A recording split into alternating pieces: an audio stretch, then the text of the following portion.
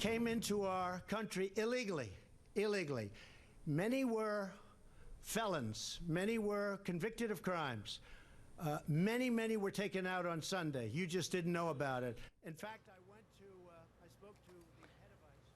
I spoke to a couple of people. President Trump's threatened roundup of undocumented immigrant families this weekend said there were no signs of a massive nationwide sweep as many feared. The president says those raids were successful, but would not specify a number. Tonight, here in Alabama, fear is growing among immigrants in the state after threats of raids across the country. CBS 42 News reporter Michael Clark's live in studio after talking with some advocates about what those concerns are. Michael? Yeah, those advocates are making sure that immigrants here are armed with education about their rights if stopped or questioned by law enforcement officials. And Immigration and Customs Enforcement never responded to our request for specifics on Alabama operations, but we're learning the fear here is very real.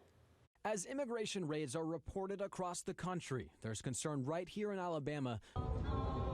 Just this past Friday, organizers gathered outside the Etowah County Jail where detainees can be held for Immigrations and Customs Enforcement. What we see is that people are concerned, that there's fear in our communities that they may be separated from their loved ones. Groups like the Hispanic Interest Coalition of Alabama and Adelante are working to educate immigrants with or without documentation in case there's an interaction with law enforcement. What we're seeing here in our communities is just happenstance arrests. So Immigration Customs Enforcement goes out into the community and is looking for one individual.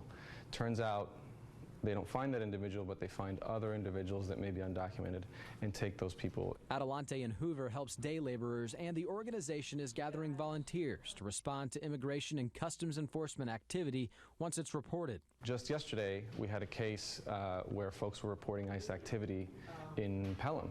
And we went, we investigated, we verified that it wasn't true, and we reported it on our social media.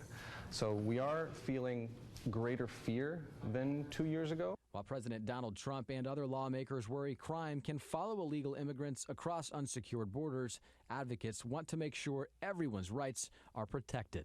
We, like anyone else, want safe communities, but we also want to make sure that we do this in a just way. Now again, an ICE spokesperson never responded to our request for information today on Alabama operations. Advocacy groups estimate immigrants make up around 4% of the population, ranging all across the state in Alabama. Live in the studio tonight, Michael Clark, CBS 42 News, local coverage you can count on.